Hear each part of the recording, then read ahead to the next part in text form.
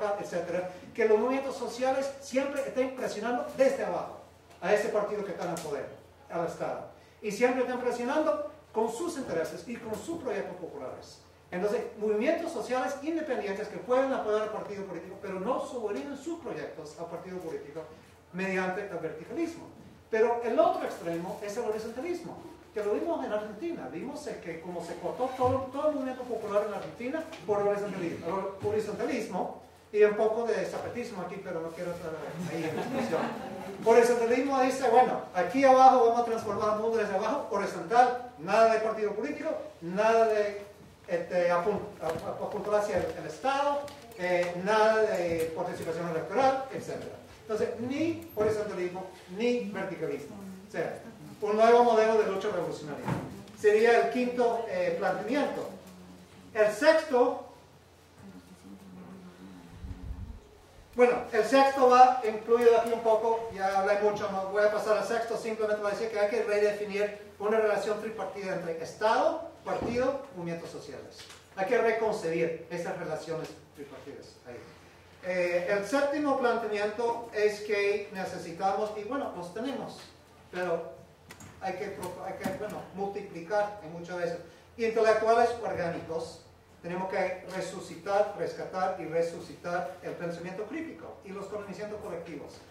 ¿Qué es lo que pasó cuando cayó la Unión Soviética y cuando fracasaron con los movimientos revolucionarios? Bueno, no vamos a decir a fracasar, pero cuando se vieron estancados con el proyecto original, los movimientos revolucionarios en América Central y en América Latina, muchos de los intelectuales que estaban integrados en los movimientos revolucionarios dijeron, bueno, experimentaban eso, yo no voy por nombres porque pasan por los nombres, en El Salvador, en Nicaragua, bueno, ya no se puede hacer revolución, ya no se puede hablar de socialismo, ya no se puede transformar el mundo, conformémonos con el mejor arreglo posible dentro del esquema del capitalismo global, y otros se vendieron mucho más.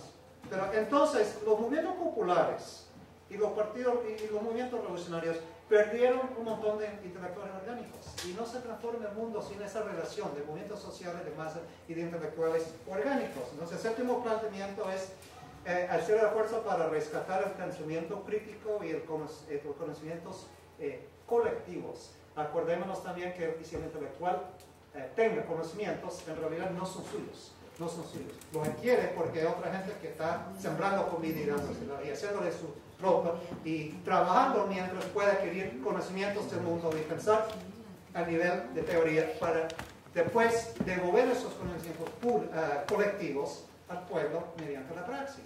Comenzamos con eso, la praxis. Octavo planteamiento, y eso sí lo hablamos también, no puedo reiterar, es el terreno de la cultura se vuelve cada vez más primordial, cada vez más urgente, y por razones que ya analizamos en la primera parte de la presentación, tenemos que recuperar el imaginario, imaginar las utopías otra vez, rescatar el misterio propio, y en ese terreno de la lucha ideológica y cultural es donde tenemos que combatir el individualismo, el consumerismo, etcétera, etcétera. En realidad tenemos que desarrollar culturas no solo contrahegemónicas, sino antisistémicas. ¿Y cómo vamos a vincular estas luchas culturales con nuestras luchas políticas e institucionales? El noveno planteamiento es que muchas personas dicen que no tenemos alternativas. Y aquí no estoy hablando, y a propósito, en todos esos planteamientos no estoy hablando en particular de El Salvador ni América Central, sino en realidad de la izquierda mundial, global. Pero dicen que no tenemos alternativas. Y entonces, mi respuesta a eso, bueno, doble respuesta a eso. Primero, sí, tenemos que elaborar agendas, estrategias, proyectos. Y no subordinar estos proyectos al electoralismo, como dije, pero en realidad, aun cuando no tengamos la respuesta de cómo vamos a transformar la sociedad, aun cuando no sepamos todavía cuál es todo el diseño del proyecto para el futuro, porque no podemos, esas cosas se definen en la marcha, en el desenlace de la historia. Aun cuando no tengamos elaboradas las alternativas, eso no quiere decir que no avanzamos tan negativo o rechazo de la realidad en que vivimos y el proyecto en que vivimos, de la muerte, ese proyecto de la muerte. Es decir, no depende de tener una alternativa elaborada para luchar en contra y rechazar el proyecto dominante. El décimo planteamiento es retomar para nosotros el concepto de la democracia como algo subversivo de este proyecto de la muerte. Reclamar la bandera de la democracia.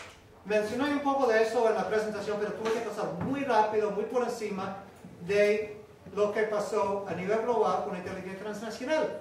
Nosotros desde España luchamos para la democracia, y la democracia verdadera, llámenla protagónica, llámenla participativa, llámenla el poder del pueblo, que es el significado griego original de democracia. Como lo quieran llamar, siempre la democracia significa el poder de las grandes mayorías. Y siempre ha sido nuestra lucha. ¿Y qué es lo que pasó cuando instalaron dictaduras militares en toda América Latina para contener las luchas populares en los años 60 y 70? Y nosotros luchamos contra esas dictaduras. Estábamos luchando primero para la democracia y segundo para la transformación del sistema que en primera instancia obligó al grupo dominante a imponer dictaduras. Y entonces la élite transnacional, y eso lo hemos estudiado, sus documentos internos y todo eso, la élite transnacional decía, mira, arrojemos de eso, o sea, quitemos de ellos, de esas masas, la bandera de la democracia. Levantémosla nosotros y definamos nosotros qué quiere decir la democracia. Y la democracia quiere decir simplemente si un sistema electoral herméticamente controlado, donde el pueblo puede votar por una u otra élite sin posibilidad de cuestionar el sistema, sin posibilidad de hablar de socialismo, de antisistémico, etc. Y impongamos transiciones hacia la democracia donde esa lucha de masa solo se canaliza a votar por una u otra élite. Y eso es lo que pasó en los años 80, estas llamadas transiciones a la democracia en el marco político de transiciones hacia el neoliberalismo y hacia el capitalismo global. Entonces nosotros tenemos que reimaginar la democracia y lo estamos haciendo. Lo están haciendo en Venezuela, lo están haciendo en El Salvador, lo estamos haciendo en muchas partes. Entonces, volvamos pues a tomar la bandera de la democracia nuestra, como lucha revolucionaria, como lucha transformadora. El 11º planteamiento, que no es tanto un planteamiento, sino una observación. Es cierto que no tenemos recursos, o sea, la mayoría pobre no tenemos recursos. Los recursos están extremadamente concentrados en unos cuantos. Pero acordémonos de una cosa. A lo largo de esta presentación, yo he dicho, pues los recursos económicos se traducen en poder político. Sí, es cierto, en el sentido inmediato. Pero en realidad, tener recursos económicos o tener capacidad de transformar recursos en el poder, en la influencia, en determinados resultados, se basa en la organización. En la organización. Y nadie menos que un fascista dijo una cosa que es muy cierta una vez. Y dijo que la élite, los grupos dominantes logran dominar porque es una minoría organizada y una mayoría desorganizada. Al final de la cuenta, aunque no tengamos recursos o tengamos muy pocos recursos, la organización por encima de los recursos significa el poder, significa nuestra agenda, lo que queremos. Es el verdadero poder, es la organización.